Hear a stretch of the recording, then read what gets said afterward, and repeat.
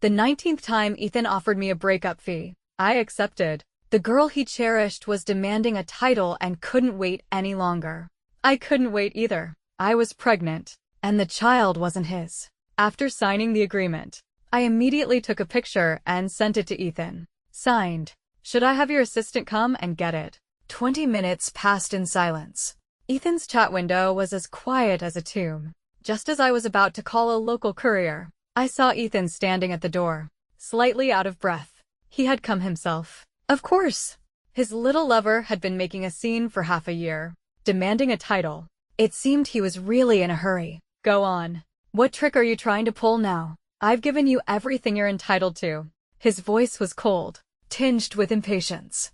3 years ago, Ethan had given me a wedding. From then on, I became his nominal wife. I was with him through his struggles, from poverty to success. But for the past 6 months, he had been trying to get rid of me, just to make room for that little goldfinch. He had revised the property division agreement 19 times. In the past, I was never satisfied. This time, I obediently signed, and he became suspicious. I chuckled and handed him the agreement. He opened it suspiciously. When he saw that I had really signed it, his face darkened. "Chloe, did you really agree?" I looked at him strangely. He used to say that he hated it when I was unreasonable and jealous. Now that I wasn't fighting or making a scene, and was taking the money and leaving as he wished, why did he seem even more unhappy? He didn't really want me to cry and beg him to stay, did he? I smiled. Isn't this good? You can marry Evelyn openly, and I can start a new life. This time, the agreement included a house, a car, and company shares. He had really gone all out. I accepted it all. After all, I was the one who had been with him through all those years of obscurity. Who would really be willing to plant the tree for someone else to enjoy the shade? Now, it was all good. All these years. The assets I had earned on my own, plus what he was giving me. Even if I started traveling the world tomorrow, it would be enough for me to live comfortably for the rest of my life. Love was gone. But fortunately, I still had a lot of money. Hearing my words, Ethan's expression was complicated. He seemed to want to say something, but he didn't. Just then, a sweet, soft female voice interrupted us. "Chloe, thank you for being so understanding." Evelyn, the goldfinch that Ethan cherished. She was a phoenix who had flown out of the mountains. She had an ordinary university degree.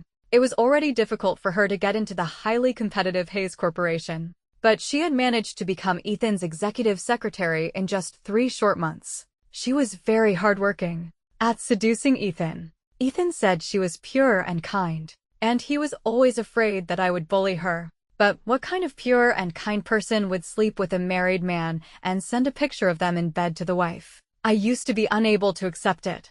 I had cried and made a scene. I had even exposed them online in a fit of anger.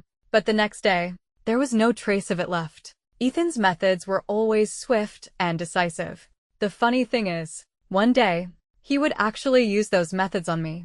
After all this time, I was tired of it. I looked at the two of them with a faint smile, not wanting to say another word. "You have the agreement. Aren't you leaving yet?" I was showing them the door. This villa was in my name. After Ethan started seeing other women, he rarely came back here. Every second they stayed longer. I wanted to disinfect the whole house. Ethan's face darkened. "Chloe, playing hard to get won't work on me. Since you dared to sign, don't regret it." With that, he pulled Evelyn and walked out. "Wait."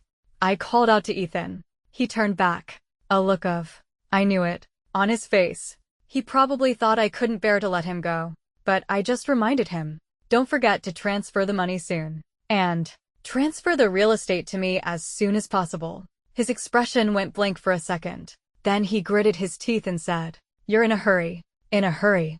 How could I not be? I was pregnant, and it wasn't his. If I didn't part ways with him soon, things would get messy. I scheduled a prenatal checkup, but I didn't expect to run into Ethan and Evelyn at the hospital. He was holding her hand carefully. Evelyn was chattering away. He was listening patiently, his eyes full of gentle affection. They were so close. It was as if a third person couldn't even get in between them. Memories flooded back. A long time ago, he had also cherished me. It was so long ago. The last time he had looked at me with that expression was when I had a miscarriage. At that time, I was 4 months pregnant. He had his first affair outside. She was a fearless girl. She came to our house and told me to make way for her. I called her shameless. She said that the one who is not loved is the third party. Perhaps my pride was deeply hurt. She pushed me hard. And the baby was gone just like that. I was covered in blood and was sent to the operating room. When I woke up again, the first thing I saw was a guilt-ridden Ethan. His eyes were full of remorse. He held my hand tightly and sobbed. "I'm sorry, Chloe. I'm a bastard. You can hit me. I'm sorry." I slapped him hard. He didn't even flinch. Just took it. When I was tired of hitting him, he said hoarsely, "Just this once. Chloe, please give me a chance to make it up to you. Okay, we'll have another child." He sent that girl away. He went back to being a considerate lover. Unfortunately, it was only for a short 6 months. 6 months later, he had a new girl by his side. And then, those girls came and went. Young, tender faces. I hadn't even had a chance to remember them before they were replaced. Evelyn was the one who had stayed with him the longest. Running into them at the obstetrics and gynecology department this time was indeed a bit awkward. I turned to leave, but to my surprise, Evelyn's voice stopped me. "Chloe, what a coincidence." She was hanging on Ethan like a large pendant. Her cheeks were flushed, and she looked a little shy. "I'm pregnant. I'm here to see a doctor." I looked at her performance with a blank expression. Ethan saw the registration form in my hand and frowned. "What are you here for?" I gave a cold smile. "Mr. Hayes, in front of your new lover, it's best not to be too curious about your ex-wife's privacy." He seemed a little annoyed and actually pushed Evelyn aside, grabbing my wrist. "Chloe, I'm your man. You're suddenly at the obstetrics and gynecology department. I have the right to ask." I looked at him steadily, my tone tinged with a hint of mockery. "My man, Mr. Hayes, are you sure?" Although we had a wedding in the marriage registration system, I've always been unmarried. Ethan was taken aback for a moment, as if he had suddenly remembered something. His eyes grew darker. Yes, that wedding was so romantic and grand. In the eyes of outsiders, I was his only Mrs. Hayes, especially in these years. Our business and share distribution were intertwined. But who would have known? We had actually never been to the Civil Affairs Bureau. Every time I urged Ethan to get married, he was either going to a meeting or on a business trip abroad. His time was always so precious that in 3 whole years, he couldn't even spare half an hour to go with me to get a marriage certificate. And yet, when we broke up, we tore each other apart over money and power. And it was known to everyone. His grip on my wrist was so tight it hurt, but he wouldn't let go. Fortunately, not long after, the queuing machine called my name. "Please proceed to consultation room 5. Patient Chloe." Only then did Ethan reluctantly let go of my hand. I immediately walked past him and Evelyn into the consultation room and locked the door. I completely ignored Ethan's extremely dark face. The doctor carefully reviewed my examination report and gave me a few instructions. He also told me to bring the baby's father with me next time. "He's dead." The words were like a clap of thunder. The doctor, who was focused on typing up my case, quickly looked up, her eyes filled with sympathy. She switched to a comforting tone and told me to take care of myself. I also put on a sad expression to match, perhaps because of the early stages of pregnancy. I was a little drowsy. After I came back from the hospital, I had been sleeping in a daze. I had many dreams. At first, it was when I had just graduated from college, and Ethan's family had gone bankrupt. He was on the streets. We squeezed into a small rented apartment. He held me, wrapped me in his down jacket, and pressed me against his heart. "Chloe, when I have money, I will never let you suffer again. I'll hire at least 5 people for you. 1 to cook, 1 to do laundry, 1 to make your bed."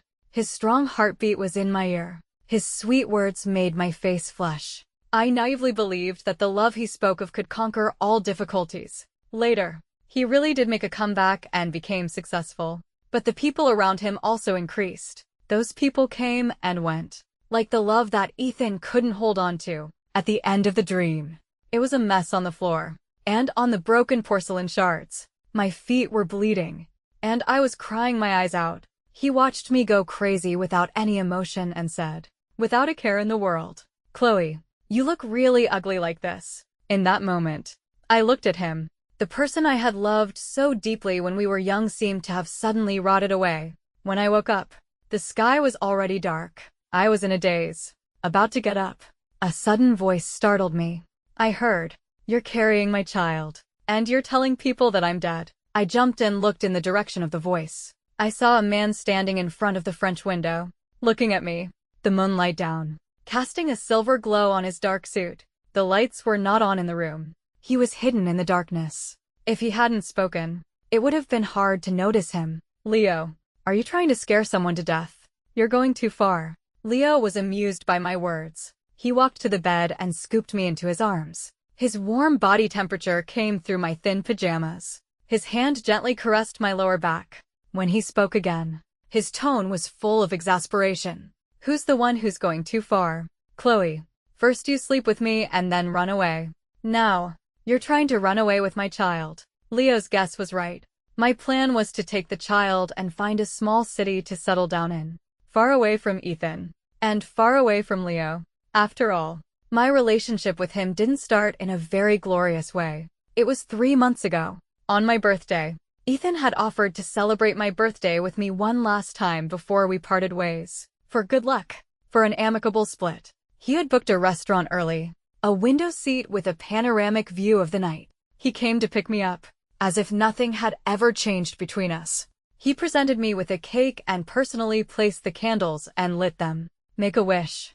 At his urging, I closed my eyes with mixed feelings and made a silent wish. My wishes. It was probably only 10 seconds. When I opened my eyes again, the seat across from me was empty. I was at a loss. Ethan was gone. I waited for a while, but he didn't come back. In the end, it was the waiter who came to inform me, saying, "Mr. Hayes just took a call and left. He said that you can leave after you've finished your meal. He has already paid for everything today." I watched the candles on the cake burn down, the frosting slowly collapsing. The words, "Happy Birthday," had become an ugly red stain. Finally, I gave a sarcastic smile. After leaving the restaurant, I took a taxi to the harbor. When we were poor, and we didn't have money to travel, Ethan would always take me to the harbor. He always said that if we couldn't see new scenery, at least we could feel the sea breeze. Later, the sea was still the same sea, but the person had long since changed. I walked aimlessly for a long time, until someone next to me suddenly exclaimed, "Oh my God, that's so romantic." I followed their gaze to the night sky over the sea. The dark sky was filled with the twinkling lights of countless drones. They formed a romantic, cursive script. "Evelyn, I love you." A few seconds later, countless flowers bloomed in the night sky. "Brilliant. Beautiful." The passers-by all exclaimed, "Oh my God, which prince is this? Declaring his love." Sigh.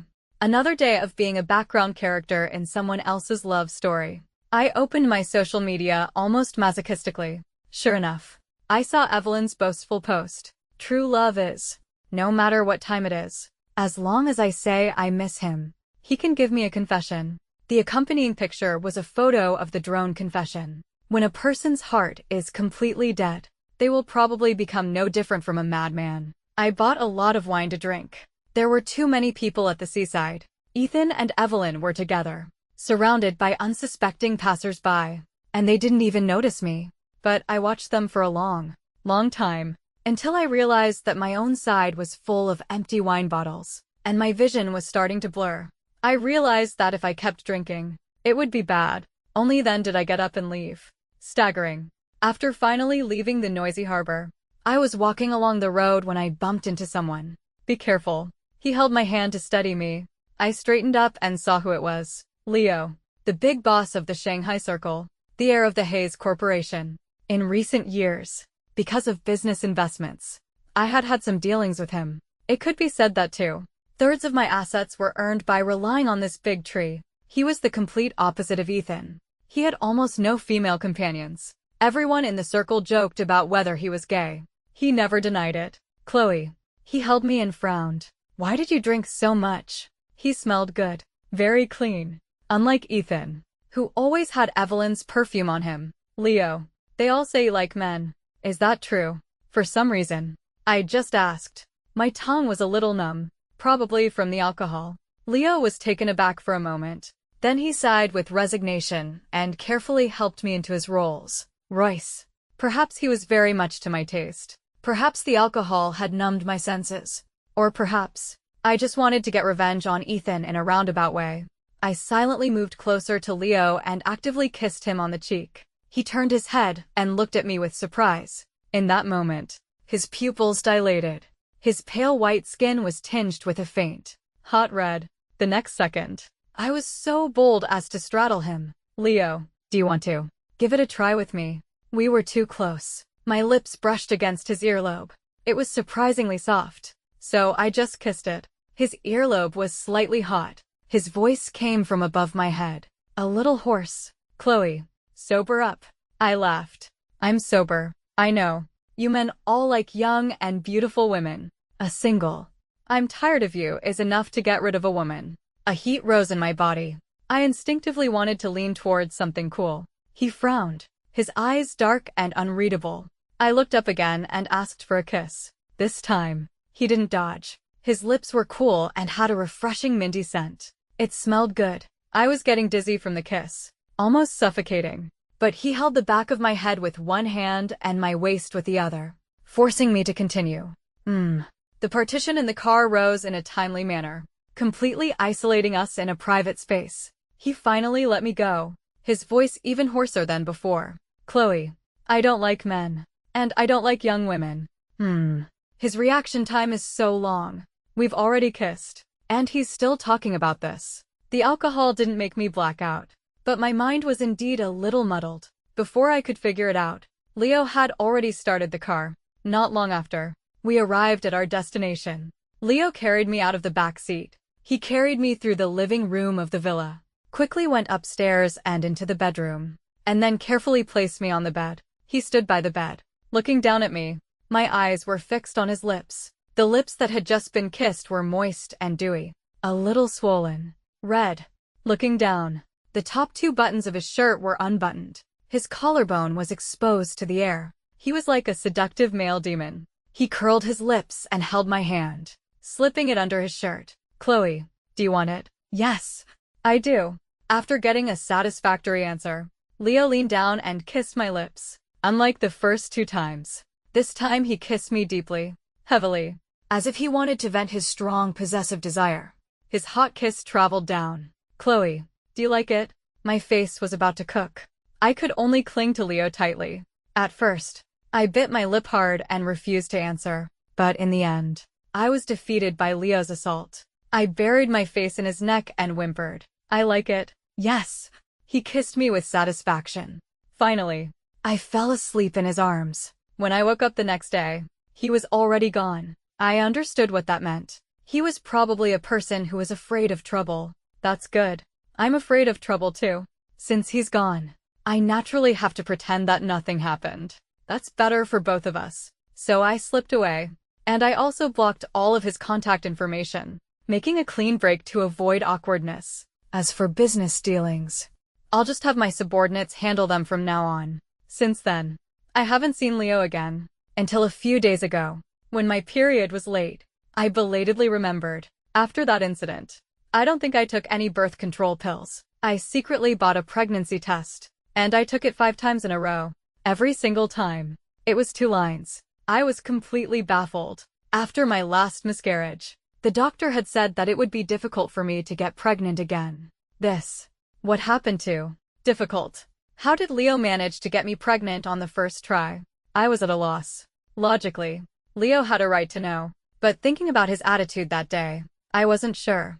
Just in case, I didn't say anything and just prepared to quickly separate from Ethan and then plan for my future with the child. Unfortunately, before I could make my arrangements, Leo came to find me. Chloe, why did you block me? His lips were pressed against my ear, his voice clear and cold, but a warm breath escaped from between his lips. You're not regretting sleeping with me, are you? His attitude made me a little dumbfounded. I didn't expect that he would be so concerned about me blocking him. To avoid more misunderstandings, I decided to be clear. Leo, we're all adults. I was the one who initiated it that night, so I have accepted the consequences. You can find out from the hospital. I'm definitely going to keep the child. I have money. I can take care of the child myself. I won't cause you any trouble. If you're really worried, we can sign a confidentiality agreement. Leo's movements, as he was kissing my earlobe, suddenly stiffened. His voice also became lower. By yourself. What if the child asks about his father? What if he wants to see a picture of his father? I've thought about this carefully too. I'll tell the child that his father is dead. The pictures can be AI generated. As for the cause of death, let's just say it was a car accident. If you're not satisfied, you can also make up a more dignified way for yourself to die. Of course, if you want to see the child in the future, that's fine too. He can just call you uncle. Leo first frowned. Then, hearing the last part, he was so angry he laughed. Call me uncle. Chloe, what do you take me for? I was speechless, a little unsure of what he meant. Why was he still not satisfied, even after I had thought of a way out for him? Leo, I just don't want to trouble you too much. After all, you left pretty quickly that day. As I spoke, I observed Leo's expression, considering other possibilities. He couldn't possibly have found out I was pregnant and changed his mind, wanting to fight me for custody. Could he? I saw Leo take several deep breaths before he said, with resignation, I don't think you're a trouble. I was slightly taken aback. A new, absurd guess began to form in my heart. Leo's eyes were extremely deep as he looked at me and explained seriously. That day, my French branch had a problem. I had to go and deal with it personally. I left you a note, telling you to wait for me to come back. So, you didn't see anything at all. A note. I certainly didn't see one. In this age of technology, why would he write a note? Besides, I was too embarrassed and just wanted to get away as quickly as possible. Why would I have the time to check if there was a note on the bedside table? Leo continued his accusation. When I tried to contact you again, I found that you had blocked all my contact information. Chloe, in your eyes, am I really someone to be hidden? I gave an awkward laugh. That's a bit of an exaggeration. But we can't just get married after sleeping together once, right? He lowered his eyes and countered. Why not? My eyes widened in disbelief. Are you serious? Leo, do you like children that much? Leo's eyes were extremely deep. He looked at me for a long time, his gaze a little lazy, his voice low and heavy. You can just assume it's because I like children. Of course. I didn't agree to Leo's proposal. It was too ridiculous. My relationship with Ethan had gone from a loving one to one of mutual dislike. We had been entangled for so many years, and it still hadn't ended well. I certainly didn't want to just jump into another cage. Leo didn't force me. He just watched as I added all of his contact information. He also said that I had to inform him when I had my next prenatal checkup. I frowned. Is that really necessary? I don't know if it was my imagination, but his smile seemed to have a hint of gritted teeth. Didn't you say I like children? How could someone who likes children let you go to a prenatal checkup alone? Fine. I respect his rights as a biological father. Besides, he was also my cash cow in business. I had to give him some face. After that, Leo started to care about my food and clothing, and he would also buy baby supplies. Once, he even personally brought back a custom-made baby crib from a master craftsman when he was on a business trip to Europe. The crib was also filled with all sorts of diapers and baby powder. He seemed to be really looking forward to the baby's arrival. Slowly, over time, I got used to it, until the auction half a month later. When I entered with Leo, we ran into Ethan. Evelyn was holding Ethan's arm, her eyes filled with unconcealable pride. I hadn't seen him in a long time. When Ethan saw me standing next to Leo, he was stunned for a moment. He opened his mouth, as if he wanted to say something to me, but Evelyn didn't give him the chance. Darling, I'm a little tired. Can you take me over there to sit down? Before they left, she didn't forget to turn back and give me a sarcastic smile. I ignored her. After all, I was pregnant. I had to stay as far away from these disgusting sources as possible. The exhibits at this auction were all pretty average. I wasn't very interested, until I saw a necklace. The piece was very beautiful. It was a design I had liked for many years, but had never been able to buy. The starting bid was $800,000. I was the first to raise my paddle. Evelyn was not to be outdone and kept raising the price after me. 1 million. 1.5 million. In the end, it was Ethan who raised his paddle. 3 million. He knew very well that I had wanted this necklace for a long time, but he still had to fight me for it. to deliberately give it to Evelyn. I looked in their direction and happened to meet Evelyn's triumphant expression. I knew that Evelyn might not even like it that much. She just didn't want to see me happy. 3 million. Going once. 3 million. Going twice. I didn't raise my paddle again. Leo squeezed my hand, wanting to raise the price. 5. Before he could finish, I quickly pressed his hand down. 5 what? Are you crazy? His expression was a little innocent. 5 million isn't that expensive. Don't you like it very much? I scoffed. How is it not expensive? You've just never been poor. Only those who have truly been poor know that 5 million is a lot of money. When a person is in a desperate situation, let alone 5 million, they might even risk their lives for 500. But this was a concept that the out of touch Leo would probably find hard to understand. I shook my head. Let's not fight for it. I don't like things that are not worth it. The 3 million that Ethan offered is already far beyond the actual value of the necklace. If he wants to be a sucker, let him be. Anyway, Ethan had already signed the property division agreement. The money he was spending now was his own. 3 million was not a lot, but every little bit counts. I was hoping he would spend more and become poorer. 3 million. Going 3 times. Sold. The auction hammer fell, signifying that the matter was settled. Afterwards, the crowd dispersed. Evelyn deliberately walked over to me, her voice full of pride. Chloe, are you angry? It was all Ethan. When he saw that I liked it, he just had to have it. I can let you look at it. Ethan, who was beside her, watched the scene in silence. He really did dote on Evelyn, letting her show off in front of me time and time again. I curled my lips. No need. I don't like it that much. If you like it, you can have it. After all, the things you like can't be that good, can they? I pointedly glanced at Ethan beside her. Ethan's face visibly darkened by several shades. He said angrily, Chloe, how did you become like this? It's just a necklace. Is it really necessary to be so sarcastic? I can just buy you another one later. I looked up, stunned for a moment.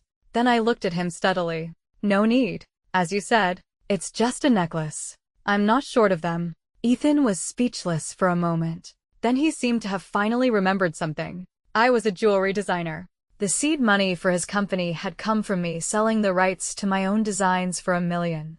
At that time, he had held me with red eyes and said that he would definitely buy me a lot of jewelry in the future. Unfortunately, in the end, he only gave me a very ordinary ring. I was his girlfriend for 4 years, and his wife for 3. He had bought me for 7 precious years with a very small diamond. A promise is only sincere at the moment it is made, and sincerity is something that changes in an instant. In the end, love is a long and arduous journey, all dependent on one's conscience. Now, he had his company, and I had my own career. My jewelry brand was already world-renowned. I could buy whatever I liked. I didn't need him anymore. Ethan probably remembered the past and was a little lost in thought. When he looked at me again, his gaze was filled with a hint of guilt and longing. Just then, Leo's tall figure suddenly inserted himself between us, completely blocking Ethan's view of me. His voice was lazy, but full of sarcasm. Mr. Hayes, long time no see. Your taste has changed. You're drinking green tea now. When he said, green tea, Leo gave Evelyn a light glance. Evelyn forced herself not to explode, but her entire face was already contorted with suppressed anger. I was too lazy to watch anymore. Leo, let's go. My calling him by his name in public seemed to please Leo. He curled his lips into a smile. Okay, I thought that would be the end of it, that I would finally have some peace. But to my surprise, Ethan suddenly went back on his word. I have a habit of putting my phone on silent when I sleep. That day when I woke up, the screen showed over 30 missed calls and 99 WeChat messages, all from Ethan. Chloe, let's talk. I'm coming to find you. No one's home. Where are you? What did you go to the hospital's obstetrics and gynecology department for last time? Are you pregnant? If you're pregnant, I can agree not to separate. If you don't reply, I'll wait at your door. Chloe, why aren't you home all night? Why did you even fire the maid? Because I've already moved out. That house had traces of his life. I couldn't breathe in there, so I just sold the house. When Leo found out, as the child's father, he offered a seaside villa as a friendly gesture, and even hired a private doctor and a caregiver. The island had a beautiful environment and a pleasant climate, perfect for a pregnancy. I didn't refuse. In this kind of situation, whoever refuses is a fool. Since Leo wanted to enjoy his rights as a father, he naturally had to spend some money. This is called an equal exchange. Leo and I had gradually developed this kind of tacit understanding. As for Ethan, according to the agreement, he still had a lot of property that hadn't been transferred to me. How could he possibly go back on his word now? I immediately called him back. Ethan's voice came through the receiver, tired and a little hoarse. Chloe, I asked the previous maid. She said she noticed you were taking prenatal medication. If it's true, then we cannot separate for now. I suddenly lost my patience. When you're down on your luck, even taking medicine can be secretly watched and reported on by the maid. Fortunately, I understood that the paper couldn't wrap the fire, so I was mentally prepared. Before Ethan could finish, I cut him off. I am pregnant. But Ethan, who said the child is yours? The other end of the line was silent for a long time. I could almost hear Ethan's rapid breathing. After a while, he finally asked in a cold voice, Chloe, what do you mean? Ethan finally followed the clues and found me. I was playing with Sunny. Sunny was a little yellow dog that Leo had adopted for me because he was afraid I would be bored. He was gentle and affectionate. He loved to lie at my feet and bask in the sun. When Ethan saw me, he was stunned. You're really here? If I remember correctly, the properties here should all be under the Hayes family's name. He stared at my stomach, as if he wanted to burn a hole through me. When did you? I tilted my head and smiled, telling him, remember my birthday, the night you left in the middle of it all, using a drone to confess your love to Evelyn. Ethan's eyes widened in disbelief.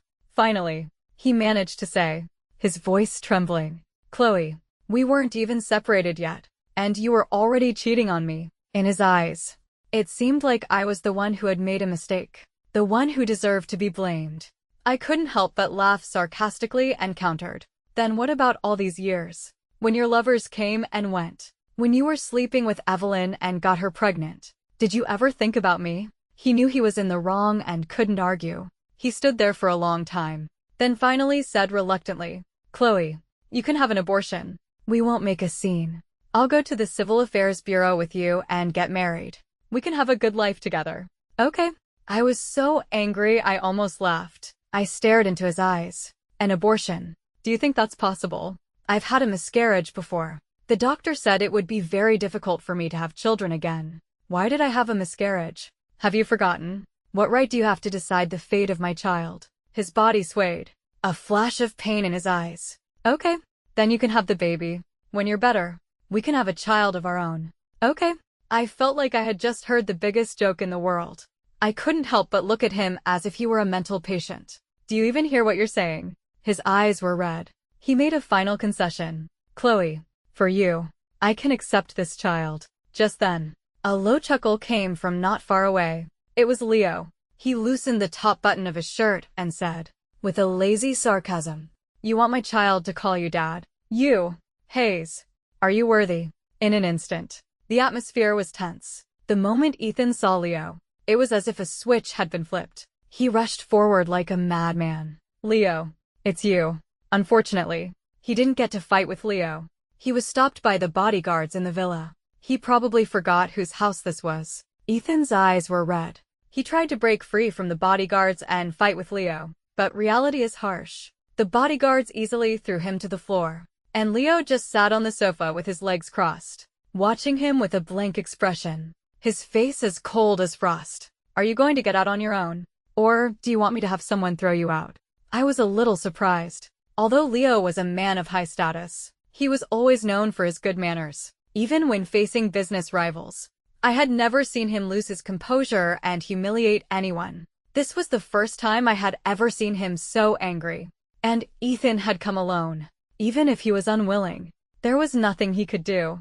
He looked defeated. He staggered to his feet and handed me a box. I didn't open it. A blue velvet box.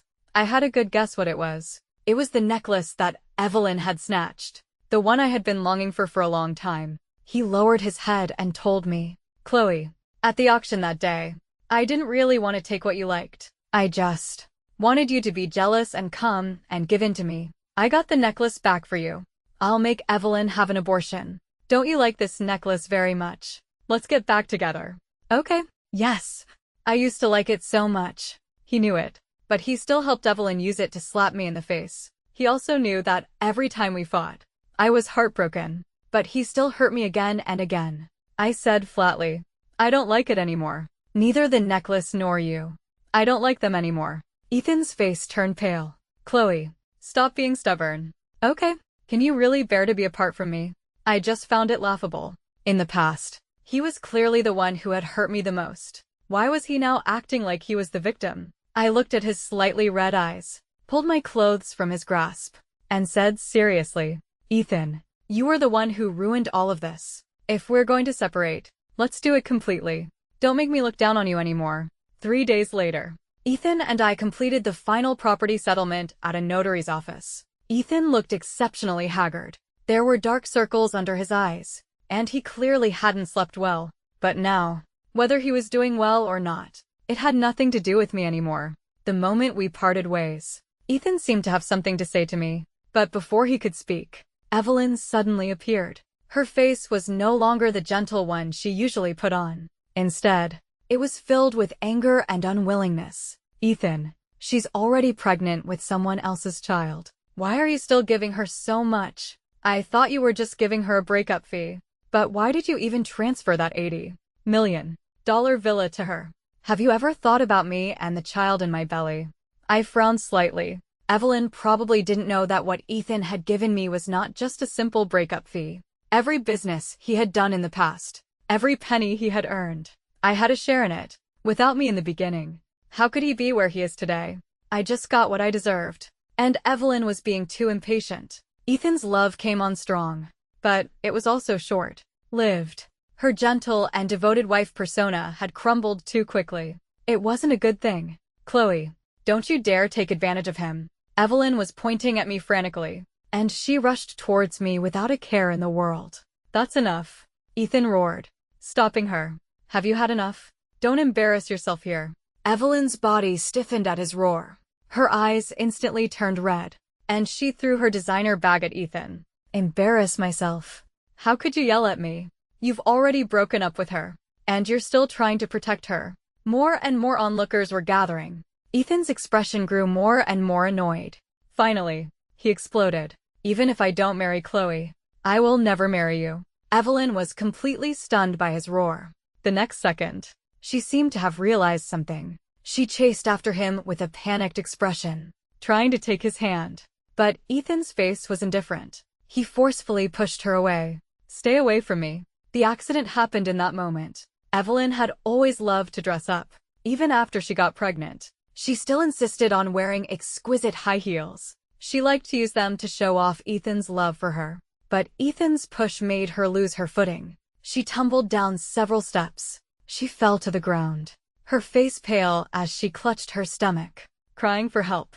My baby, Ethan. My stomach hurts so much. Ethan was also panicked, his face pale.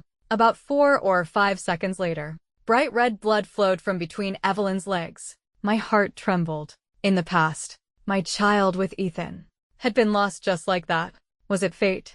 A fickle and unfaithful person is destined to have a shallow connection with their children. Or perhaps, the baby in the mother's body could also sense that he was not loved by his father. So, he sadly left. The world is a good place. But he did not want to come back.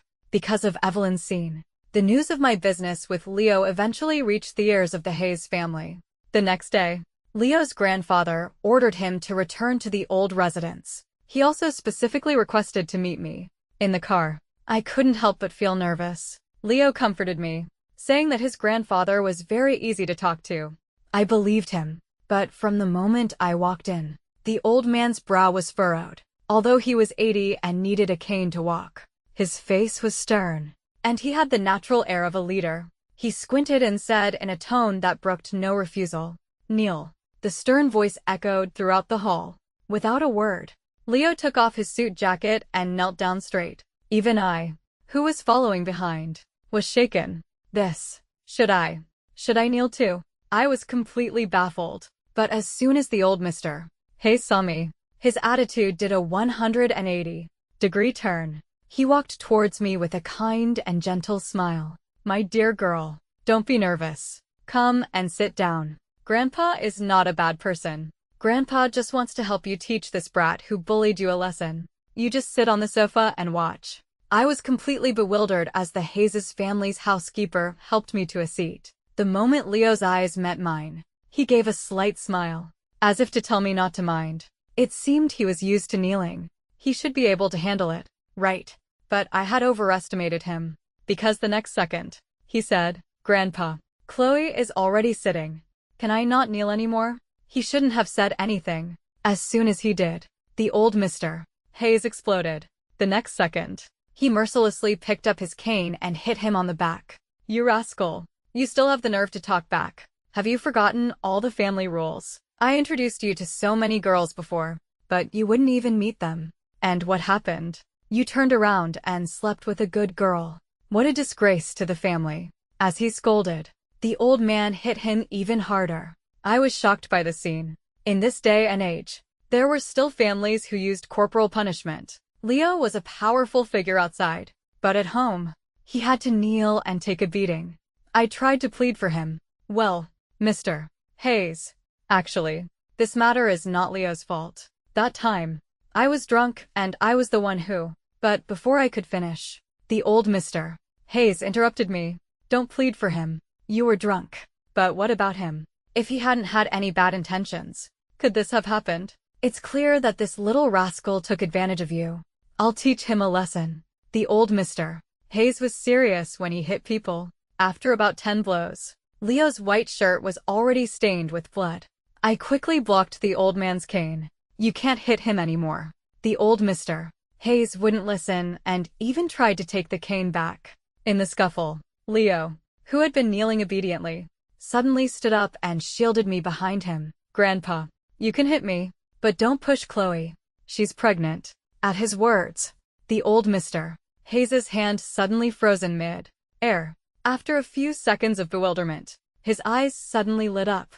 A child. You mean, I'm going to have a great grandson. Leo was taken aback for a moment. You called me back here to be beaten, and you don't even know she's pregnant. The old Mr.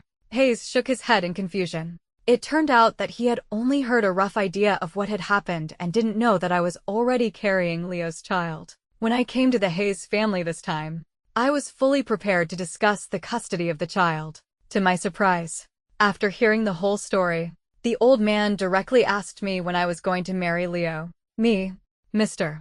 Hayes, aren't you changing your tune a little too quickly? I had to explain. I'm sorry, Mr. Hayes.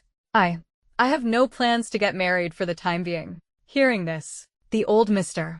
Hayes fell silent for a moment. Then he looked at Leo with a disappointed expression. You little rascal, what are you good for? You can't even win over your own wife. He said this without even trying to be discreet. I awkwardly turned my head away, but then I heard Leo's voice, full of laughter, in my ear. Yes, I'm too stupid.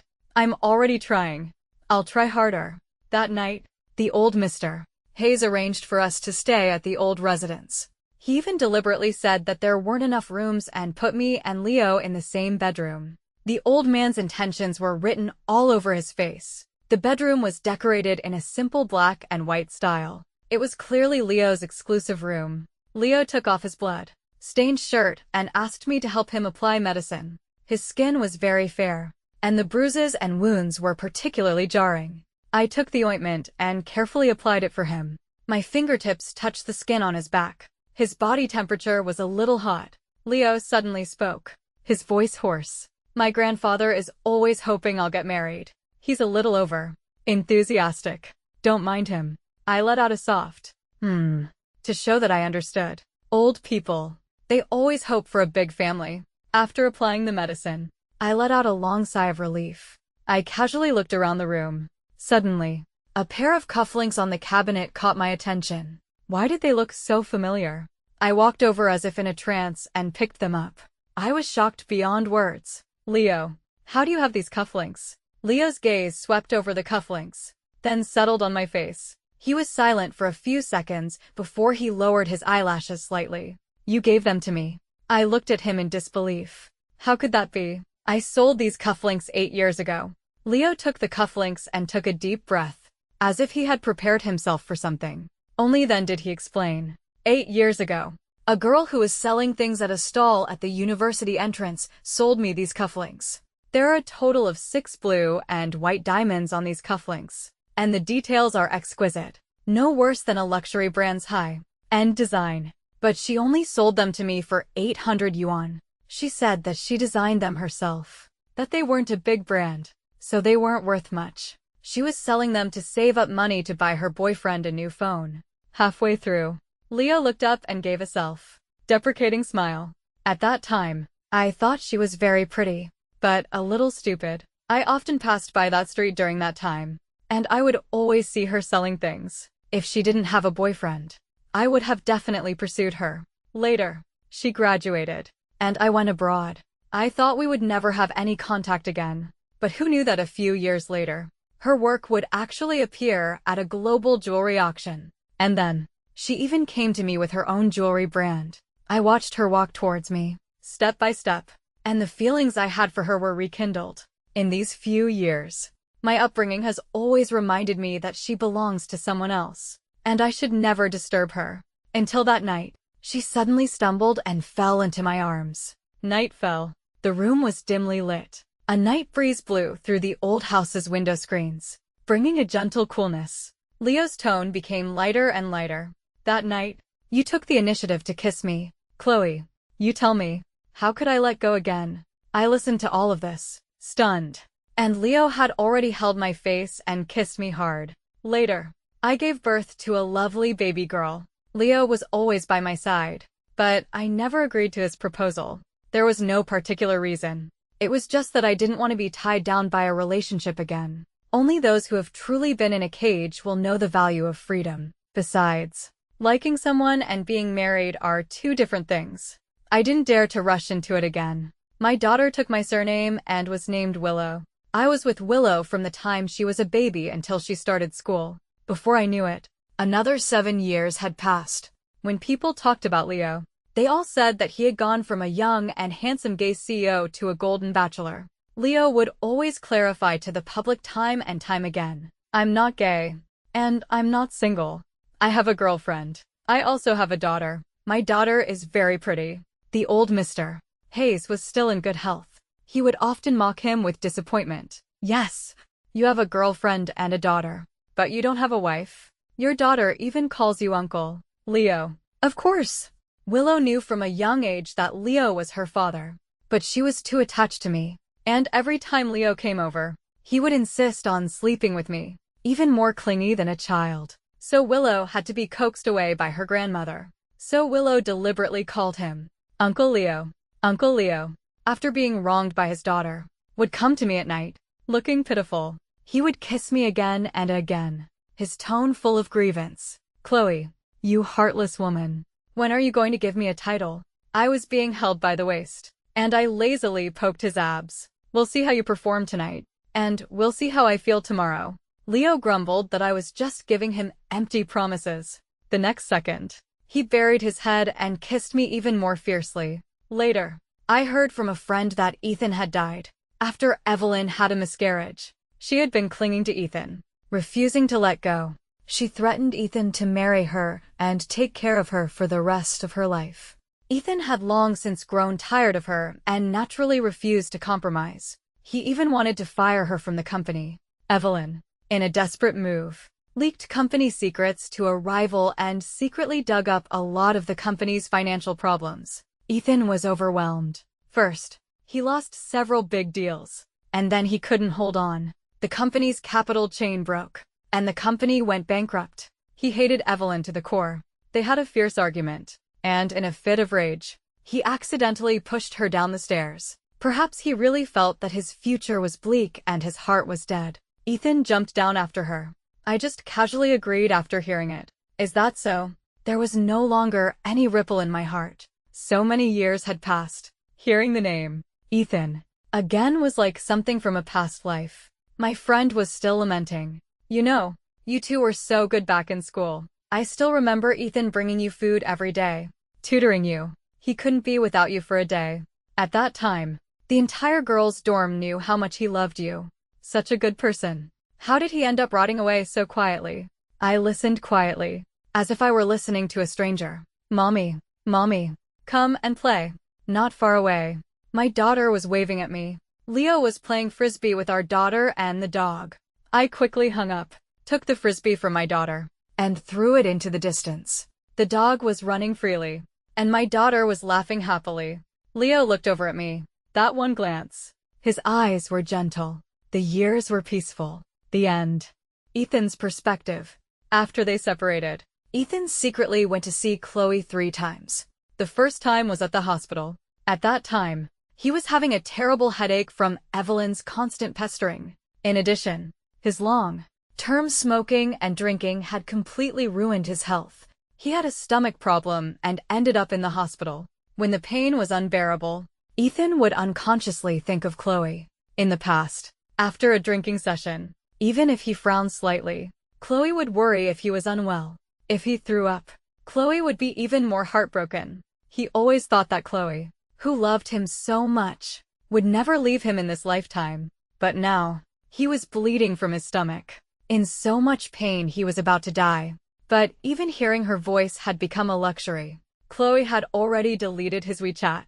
Fortunately, the chat history was still there. He almost pathologically listened to the voice messages she had sent him before. Honey, come pick me up after work. Mwah.